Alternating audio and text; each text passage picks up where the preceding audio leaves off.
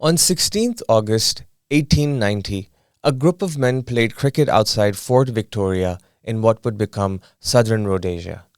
They had arrived weeks earlier as part of Cecil Rhodes' colonizing expedition into the interior of Africa, claiming the land on behalf of the British South Africa Company, similar to the British East India Company. The cricket match and the cricketing culture followed naturally in Zimbabwe or southern Rhodesia. It was often the first gift that the British would bring as colonizers. And that one sentence of mine captures the founding condition of cricket in the country. It arrived as settler infrastructure on day one of the colonial project, and it stayed that way pretty much till present day.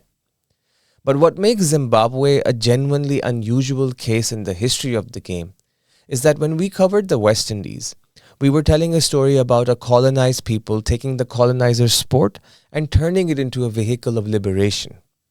The vehicle of liberation was often Sabina Park in Jamaica. In Zimbabwe, that never happened. Cricket was never adopted from below, never subverted. It remained structurally a white game. And that structural fact shapes everything that you're going to hear in part one of our episode.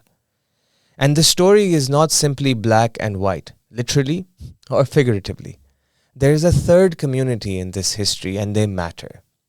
Understanding who played cricket in colonial Rhodesia, who was excluded, and who built something on the margins anyway is the ground we need to cover before we can understand what Zimbabwe cricket became. My name is Hassan Ali. I'm joined by Sharan Kumar, and behind the camera, like always, is Rupesh Atmuri. This is Cricktake.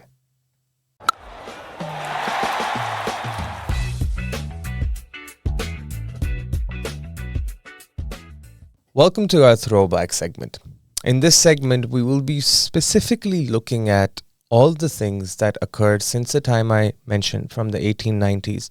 But technically, we'll be starting from around 1904 and moving till the 70s and 80s to kind of give you a context. I will hand over the mic to Sharan. When the most of the fans think of Zimbabwe cricket, they think of mid-1990s. They think of Andy Flower and his brother, Heath Streak, and the historic World Cup upset. But as an engineer, I look at the manufacturing process. Where did the world-class DNA come from? It come from the 80 years high-performance laboratory. First of all, we need to go to the 1904 to 1980 era, where the finishing school has begun. Though Hassan mentioned 1890 story, it only really picks up 1904. Rhodesia was integrated into South Africa's premier domestic tournament, the Currie Cup. For 76 years, local players were hardened against international standard pace and bounce. They developed a brutal South African style, aggressive fast bowling, a light slip catching, and a refusal to intimidate by short balls. Zimbabwe didn't just learn Test cricket in 1992. Their core had been surviving first-class furnace for 8 decades. There were legends, let's call them the ghost legends. But a parallel ecosystem was developing completely in the shadows. Barred from white academies, minority communities built their own clubs. And inside these leagues, we find mind-boggling statistical anomalies. Let's start with one of the greatest batsmen, named Mohammad Idris Yusuf. In 1936, he scored 412 not out in Bulawayo. He did it just in 117 minutes. He hit 23 sixes and 41 fours. That is ultra-modern T20 style power hitting. 70 years before the format was invented. Then we need to look at the spinner Jayanti Kalan. In 1964, he took all 10 wickets for 59 runs in a school match. In other country, that guarantees a national call-up. But under the regime's strict racial rules, this data was buried deep. He is the ultimate symbol of a lost generation. There were other players, such as Ali Shah. By 1970s, exclusion solidified. Let's talk about the bowler Ali Shah. His pace was undeniable. He was called as a national trails for 4 years in a row. But the system refused him to give a jersey. Instead of ball, they handed him a pencil, forcing him to act as a team's official scorer. To survive international isolation, minority club bypassed the state entirely. They used the private capital to import overseas professionals. In 1975, they hired a West Indian all-rounder John Shepherd. Shepherd was so dominant, he broke the blockade, becoming the first non-white individual to play for Rhodesia in Currie Cup. Then comes one of the famous architect who was a coach for India as well, namely Duncan Fletcher. This brings us to the bridge between the colonial enclave and the modern miracle.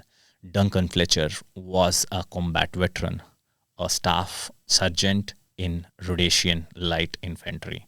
That military industrial discipline became a blueprint for Zimbabwe cricket. Fletcher discarded the individual flair. He engineered absolute utility. In his system, every single player had to perform 3 operations: anchor a gritty partnership, ball hyper-disciplined lines, and filled with intensity. By 1980, the country gained independence. The world thought Zimbabwe cricket was starting from scratch, but the machine was already built, highly tuned. As the borders opened, the rest of the world was ready to find out what exactly happens when you let a machine like that off its leash. Thank you, Sharon, for that detailed dive into the sort of complicated history that Zimbabwe had in its first 70 to 80 years. But I want to also kind of mention what was going on in the country at the same time in the sporting realm. We've already hinted at the exclusion, not hinted, we've described the exclusion that occurred at the national level for non-white players. But interestingly, even as early as the 30s and the 40s and the 50s, the one sport that united the black majority community of Zimbabwe was association football, or as we call it in North America, soccer. And what would happen is that legal restrictions on public gatherings meant that the football ground was the only place where the black community could gather. And what that naturally meant was that it became a festive occasion every time there were matches. It's where the black community would come together, celebrate, and be united and escape all the anti-black, all the white supremacy complications that they were facing. And what happened was that in 1948, the Bulawayo City Council tried to crack down on these football gatherings. And what essentially happened is that the black community boycotted association football for 2 years. And so the council backed down. And by 1979, black organized football leagues quit the Zimbabwe Football Association, which was all run by white, and they applied to FIFA as Zimbabwe Football Association. So that was a success story that was brewing around the cricketing circles within the same borders around the time of independence. They got independence in 1980. This occurred, the FIFA's registration occurred in 1979. Additionally, athletics or the Olympics was another sport. But a lot of researchers and sociologists, specifically, if I can get their name out, Novak in 2012 in the Sport and Racial Discrimination in Colonial Zimbabwe, a reanalysis, writes that first recorded integrated meet was in Salisbury in 1958. Black athletes won the 6-mile and the 3-mile national championships almost every year through the 60s. Artwell Mondaza held the unofficial world record for the 100 meters, which is held by Usain Bolt today at 9.9 seconds, as was named Rhodesian Athlete of the Year. But what Novak argues is that athletics wasn't integrated because the white supremacists or the colonizers suddenly had a conscience. It was because the black athletes consistently outperformed the white athletes in athletics. So whenever it was convenient, they were multiracial. When it wasn't convenient, it was a white-only country, as well as the associated sports that came with it. But one thing that you hinted at, and I want to get at, and without whom cricket would have not been what it is today, is the Indian settlers and the migrants that came from Gujarat and Punjab via Mozambique in 1923. To give you a little bit of context, and for our audience, in 1911, Indian population of Zimbabwe was 2,912. Then there was a mini influx of immigration from Gujarat and Punjab, and a lot of the Kutch community Yes, moved here. the fishermen's. The Kutch means fisherman in Kutchi, which is almost like a dialect of Gujarati. And this, to be put it in a history, when India and Pakistan were together, this whole region, when you are saying we are in a bigger picture as a bigger geographical part, so the whole fisher community of like current days Pakistan and the current days India's Gujarat and this Kutch area, people used to migrate for fishery work. They used to call it as an crossing the Kala Pani. Crossing the Kala Pani. That's very well said. And when the Indian settlers of British India were migrating, they were able to lift the population to around 10,000 by 1969. And around 50 years, the population quadrupled. But it only really began with 2,000-3,000. But they always stay under 1% of total population. Minority of a minority. Yes. But the reason why I'm mentioning all of these things is that even the minority of the minorities threatened the white colonizers. Indian racial status at the time was legally ambiguous. So what would happen is, Sharon, you're Indian. Let's say you were living in Zimbabwe in around the World War I, World War II times. If you wanted liquor, you have to be European. If you wanted to be a voter in the elections of Zimbabwe, you had to be European. But whenever Indian rights or Indian claims would not threaten white political power, they would be treated as colored or as non-African. So what would essentially occur is, Sharon, if you are a fantastic fast bowler, like Ali Shah, playing for Zimbabwe or trying to play for Zimbabwe, you will be considered non-white. Okay. But this is the point that Novak was trying to make in 2012, is that if you went to the Olympics and won 6 gold medals, you would be considered a European or a Zimbabwean or a Rhodesian. You're one of us. So it is basically a selective interest what makes them feel better. Right. And you mentioned a really interesting thing about the Pakistan-India being one at the time. When the independence occurred between the countries, it translated into Zimbabwe as well. Yeah. But we'll get into that later. So Hassan, we are speaking about the Greater India, pre-independence, British Raj, the Indian community, people, like most of the Indian immigrants were a part of 1% of Zimbabwean Less than 1%, yeah. population. How did this impact? Because cricket was slowly growing in Asian countries where British were ruling. And if these people are moving from that part of the land, how did cricketers or the players who are coming from India, who has a basic knowledge of cricket, has been played? And since Zimbabwe was also a part of colony where the British has been ruled, the cricket was emerging here as well. How did these players enter into this segment, and what is the influence they have made to Zimbabwean cricket moving forward? That's a really good question, because Sharon, the thing is that when these poor immigrants were coming from India to Zimbabwe or Rhodesia via Mozambique, they were coming from an environment where they were already excluded from playing cricket. So when you were living in British India, the white colonizers played cricket. And if you want to get a rough idea of what it was like, we urge everyone to watch Amir Khan's Lagan. It gives a really good example, right? And that is of course that was dramatized for entertainment purposes, but it should give you an idea that the Zimbabweans were going through something similar, or the Rhodesians at the time. So when the Indians immigrated, they came from a place of exclusion, migrated to another place of exclusion when it came to sport, and also a lot of other things. So they found a solution. Okay. What was that solution? In 1934, 9 young Indian men from the Young Merchants Cricket Club in Salisbury, Zimbabwe, renamed it to the Oriental Cricket Club. Okay, Oriental obviously has political ramifications. They're letting them know that we come from a different part of the world. Okay, it's Oriental. Yes, and it was one of the first non-white teams in the country. And as you had mentioned, Indians who had crossed the Kala Pani had already learned the sport, right? They had exposure to it. So their adoption in Rhodesia was self-motivated. It was for themselves and not for anyone else.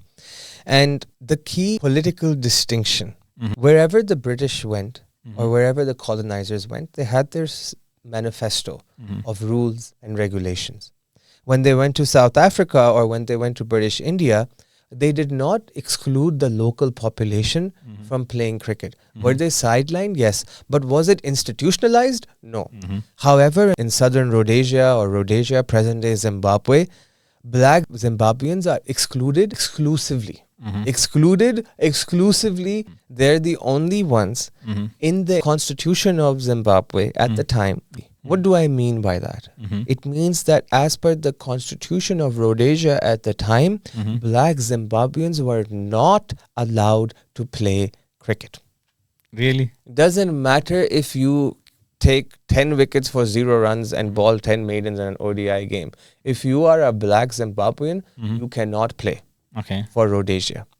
So the Indians found this kind of a loophole, this kind of accommodation that they took advantage of and formed the Oriental Cricket Club. And what happens is, after the success of the Oriental Cricket Club in 1934, the Salisbury Indian Cricket Union is formed in 1947 after Pakistan and India split up. The Salisbury Indian Cricket Union is formed in 1947 and the Southern Rhodesian Indian Cricket Board is formed 5 years later in 1952. So when we were talking in the introduction, we said there's a third community that played a role. This is how they became a part of the institutional setup. Because they were excluded, not institutionally, but through cultural and societal practices, it was a white-only game. They said, okay, we'll have our own festival, we'll have our own time in the stadiums with our community playing cricket. And it became such a trend that 8 teams came across Southern Rhodesia, present-day Zimbabwe, to form the Salisbury Indian Cricket Union. And from there, what we saw that all of a sudden, Indian players in Southern Rhodesia had a standing, they had some status. But as you know, you can change things on paper, but how long does it take to change them in actuality? When will we see tangible results? You can change a law, but can you change the mindset of people overnight? I think that's a good point, because sometimes you can fight against racism through a structured manner. You can ask the people to behave, but this has been cultivated in the minds of people from generations. To go back to that cultivation and hit the ground zero and correct that or overcorrect it, whatever has happened, takes generations to agree what's done was wrong and this is not the right way to continue. Be it a racism, be it a classism, be it a casteism. So this goes to the same way, like root cause lies in a mindset of the people. And you have nailed it on the head. That is exactly what happened with these Indian players. Despite the fact that they had a board behind them, despite the fact that they were legitimately and legally playing in the country, what would happen is that Indian players would be invited to these white clubs that were run by colonizers, but they were never allowed to go into the clubhouse to shower. They were not allowed to eat with the white players. They were not allowed to change with the white players. And what these Indian diaspora players would do is they would go to their cars or stand behind their buses and get into their cricketing gear. So discrimination was also having different layers. One, if you are whole black, you are never allowed. If you are non-black, if you are brown, you are allowed, but you can't utilize these services. So if you are white, you are allied so that you can use certain things from the clubhouse. Exactly. And they took it a bit further as well. And what they did was that when you would be at the Salisbury Cricket Ground or the Bulawayo Sports Ground or even the Harare Sports Club, what would occur is that white people would sit separately in the stands, brown people would sit separately in the stands, black people would sit separately in the stands. This reminds me of that South African episode we shot, and this is somewhere between that South African West Indies part which we shot. You have again nailed it on the head, because influence of South Africa on Rhodesia was significant. And you have to understand that the Rhodesian cricket team, the one of the whites, they used to play in the South African Cricket League. Yes, the Currie Cup. I think that's one of the most famous cup in a domestic South African league is even currently. Because it was elite. They had incredible players, but because of all the apartheid complications, they were not allowed to participate. So what they did was they made their own little world of Southern Rhodesia, South Africa, playing against each other, playing in the same league, refining their skills and operating at a very high level. Then what happens is, Sharan, I tell you that, they're excluded from the changing rooms, the dinners, the lunches, they're being seated separately, their families are being seated separately. So what happens is that these kind of things start affecting the people significantly. The issue being is that the whites and blacks were used to the discrimination, but the brown people that were coming in were not. And so what happened is that a couple of the players from one of the 8 teams boycotted MCC tours of Southern Rhodesia.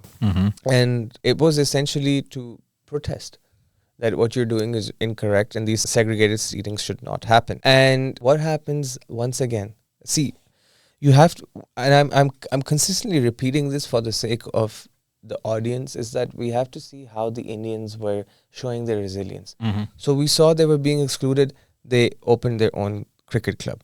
They saw that they weren't being allowed to play in the leagues. They made their own league and their own cricket board.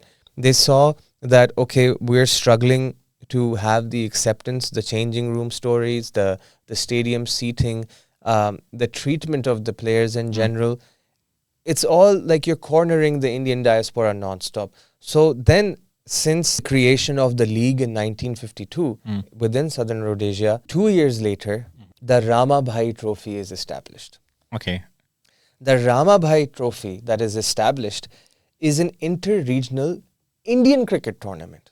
Okay. In Zimbabwe. No. Ah. This time it goes further. The in Zimbabwe one was the Southern Rhodesian Indian Cricket League that was done within the 8 teams. But what this did was it included Northern Rhodesia, which is today known as Zambia. And it also included Nyasa land. Nyasa land, which is present day Malawi. Okay. So the Indian diaspora Just created an international Indian diaspora league in the southern half of Africa, in the different colonized parts of Rhodesia. And it was first played in 1958 in a city called Livingstone, or Livingston if it's pronounced like Liam Livingston. And in 1985, 30 years the tournament has existed. In 1985, another team gets added, and that's Tanzania. Okay. And after they add Tanzania, it is called the Inter-Club Cricket Tournament. Okay. They removed the Standardized. they removed the Ramabhai name because by the 80s the tournament wasn't just Indians, it was non-blacks and whites. So you would have some individuals from the Malaysian, Indonesian diasporas, you had Pakistanis playing, you had Bangladeshis playing, you had Sri Lankans playing, whatever they were in the small minority they were contributing. And they essentially created a cricketing world of their own. And I think that is a remarkable story of resilience. And during this time, Sharan, now that we have spoken to 1958, from the creation of the Oriental Cricket Club to the creation of the Southern Rhodesian Indian Cricket Board, then to the creation of the Ramabhai Trophy, and then later renamed to the Inter-Club Cricket Tournament, we saw in stages how the Indian community staged a challenge against the white colonized. But what was happening on the cricket field? These were the challenges that were occurring outside and how they were trying to form their identity. But Sharon, in 1947, as I mentioned, all of these events kicked off. But at the same time, 1947 was the year that Pakistan and India split. Sir Cyril Radcliffe came in the aftermath of World War II, took out a map, drew a line without any understanding of what was really going on. I will stand by that opinion. I'm sorry if I offend anyone. But then what happens is that we see a few repercussions of the Pakistan-India split. Beyond the boundaries. Beyond the boundaries, beyond the Kala Pani. Oh, beyond the continent as well. Yes. And what happened there? So this was specifically happened in 1959. This is 12 years after the independence. There was a famous club called Sunrise Club, Sunrise Sports Club, where current days India and current days Pakistanis used to play together. So when I say current day India and current day Pakistan, so the community has to be a lot of Hindus, a lot of Muslims, a lot of Christians and Jews or Persians or whoever, like current days diaspora, which I mean to mention. But though they come from a same background or a same country, which was recently split, but both of them follow a different religion. When I say about religion, they come up with a different principles. So if I can put it a better word. So alcohol celebration after the match was a common thing in Western countries back then. It still is. Yeah. So celebration, the cricket is a whole of Western sports back then introduced by British. using a champagne as a part of celebration after the cricket may be a brilliant idea as a part of celebration. But there was a boundary, the line to be drawn when it comes to the religion part. So there was a misunderstanding / friction between these communities and the way they followed their religion. So especially the players who followed Islam, where alcohol is prohibited in any form. So which may not be a significant effect in the other communities like Hinduism, Jews or Persian, whoever has follows. Correct me if I'm wrong. So hasn't that much impact. They didn't associated alcohol with the religion as much as the Islam did. So because of this alcohol celebration post-match split this Sunrise Sports Club into two halves. Wow. So since they are already separated in a geographical land of Asia where India and Pakistan were born, this has an impact on the land of Africa as well. So the Muslims and Hindus and the cricket teams also gained independence from each other. Yeah, the Hindus stayed in a Sunrise Sports Club, whereas Muslims went on to start Universal Sports Club. Universal Sports Club, which also played in the Rhodesian Cricket League. Yeah.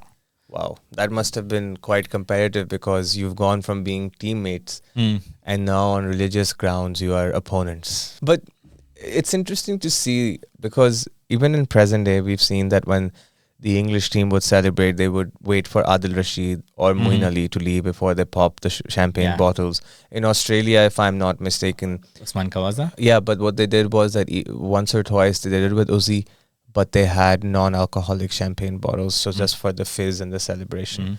So you see two approaches. One, you see the approach back in the 50s, where it was easier to separate. And today we see an approach where it's easier to assimilate and try to accommodate whatever different cultures and religions and beliefs are there. And what's really interesting is, Sharan, we spoke about Ali Shah earlier in the episode and the records he was breaking. Ali Shah got the best of both worlds.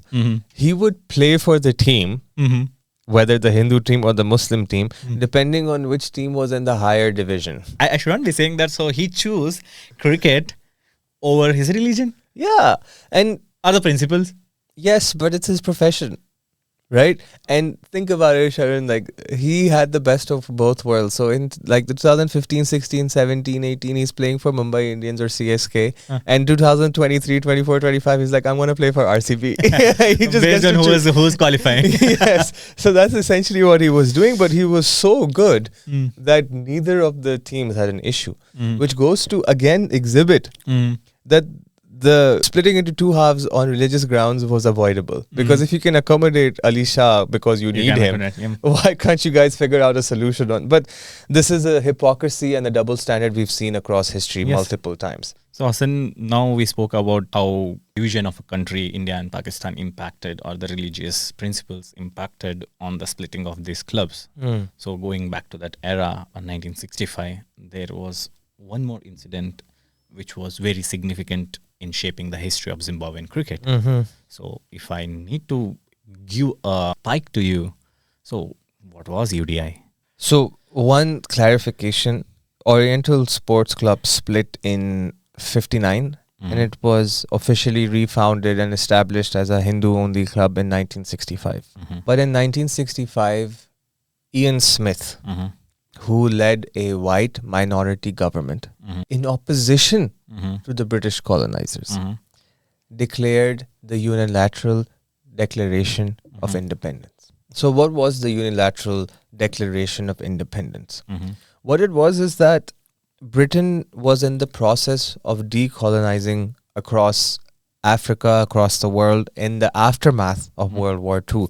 They had taken such economic hits that it was unsustainable for them to continue running their colonies. So what they did was, just like they had in Pakistan and India, they wanted to transfer the power to the locals. So the British said that we will not accept Ian Smith's unilateral declaration of independence. Why was it called unilateral? Because it was done independent of anyone else. It was Ian Smith's white minority government's decision to raise this declaration of independence. But obviously the British had a rule that the power must go to the black people. Ian Smith's government at the time refused these terms, and Rhodesia, because of this decision by Ian Smith, went into complete isolation. Rhodesia became an international pariah overnight. They were getting expelled from sporting communities. They were getting kicked out from governmental bodies because this government was explicitly stating that the whites will maintain power in Zimbabwe and the blacks will have no rule. Essentially implying that they're going to continue this colonized structure for another 100 years if they could. And this pursuit of Ian Smith lasted from 1965 to 1980. That is 15 years. And in those 15 years, Sharon, I have a list, and I would love our audience to remember as much as they can.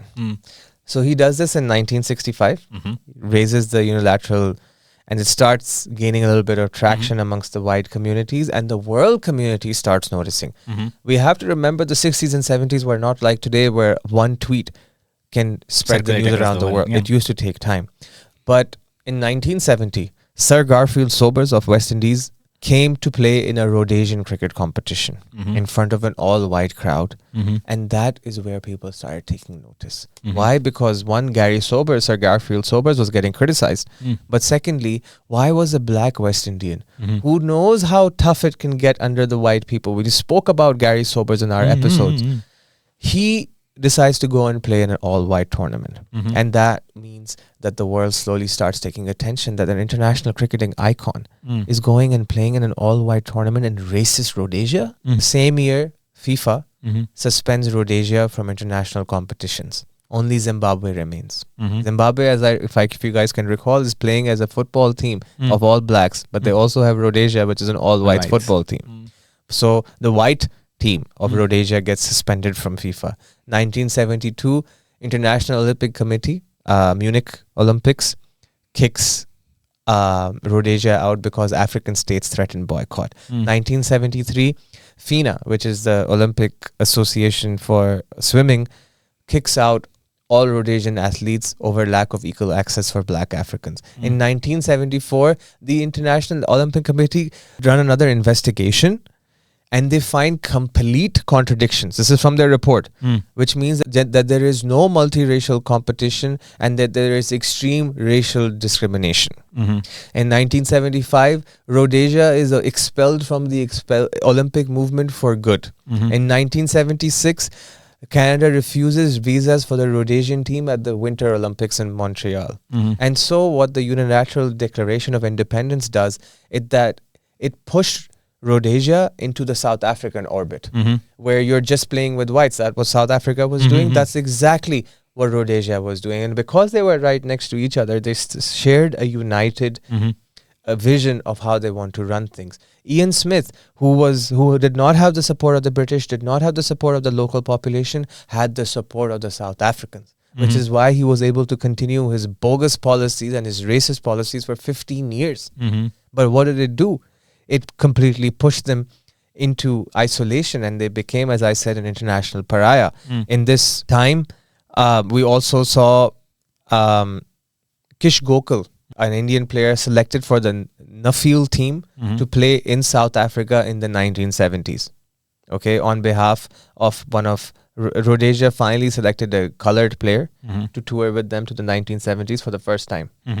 And what happens? South Africa deny him a visa, and he cannot play, and he's never ever selected for Rhodesia ever again. That's the end of a career. Just like that. Why? Because of the color of your skin. And so to start like kind of bringing it all together, we saw all of this sporting infrastructure collapse for the first time in Zimbabwean history.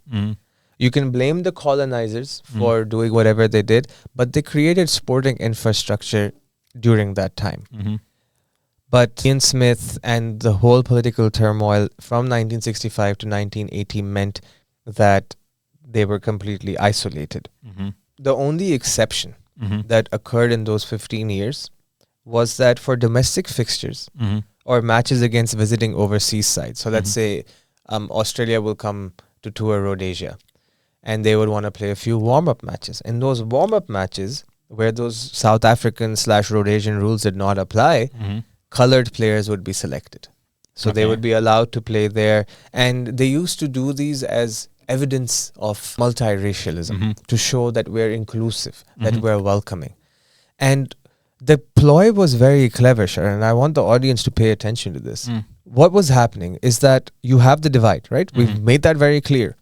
But there was also a divide in access to sporting facilities and infrastructure. So Sharon, you as an Indian would have access to, let's say, 2 bowling nets and a cement pitch. Okay. But at the same time, myself as a white British man, I would have 6 different nets with soil pitches, 1 for spin, 1 for a little bit of a grassy pitch, 1 for a little bit of a hard, pacey pitch so that I can train myself. And so what would happen is when these visiting overseas teams like Australia or England would come, they would play these colored players in these domestic games and these warm-up games. And they'd be like, they're not good enough. It makes sense why they're not playing for the national team. But what's the reality behind it? Is that the colored players are disadvantaged at every single turn possible. So when they reach that stage, they're obviously underdeveloped and underskilled compared to those who have all the facilities. It's kind of like the discussion we've had about test playing nations and associate cricket playing nations, right? They have to turn up and be the very best they possibly can be, but you know that their ceiling is lower because they just don't have access to the facilities that the international stars have access to.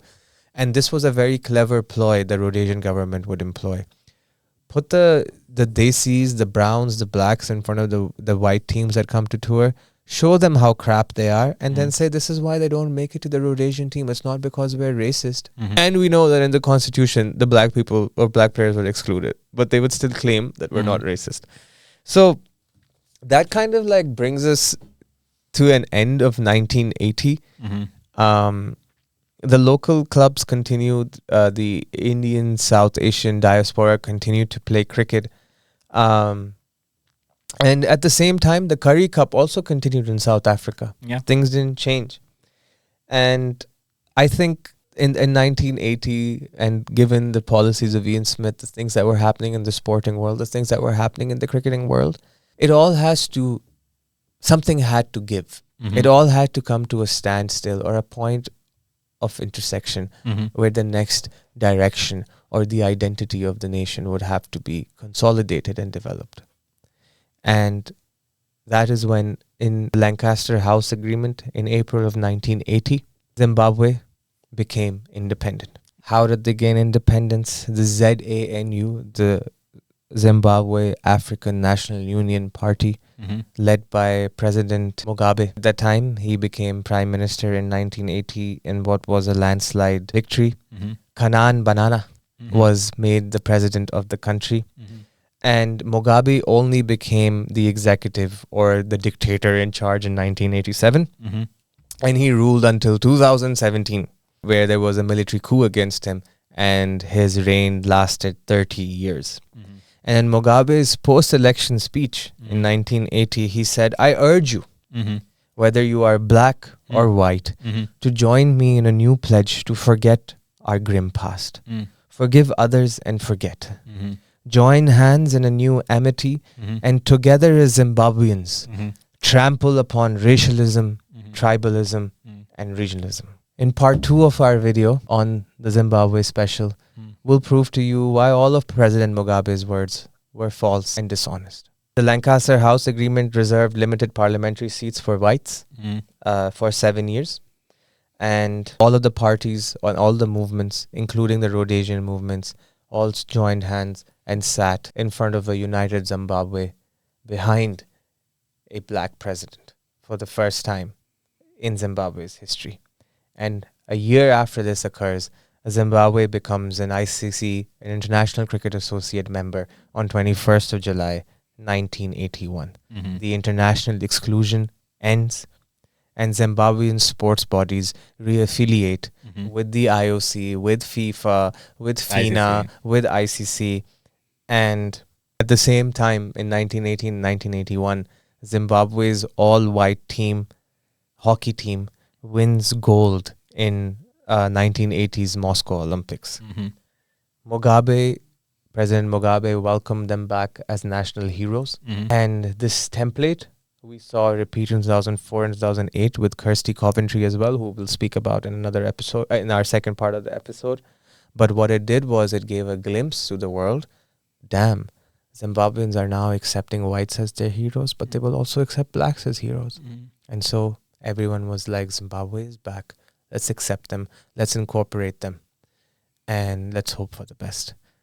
But little did they know that within 20 to 30 years, or within 20 years, 15 to 20 years of this happening, Zimbabwe would have kilometer-long lines for $1 million loaf of bread. Hyperinflation, tragedies, militancies, tension on the borders. The Zimbabwe that we had hoped and aspired for never came into being. And that directly impacted their cricket, which is what our second part will focus on.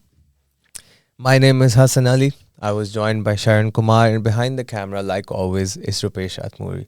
We hope you enjoyed this rather historical episode of Rhodesian/Zimbabwean cricket.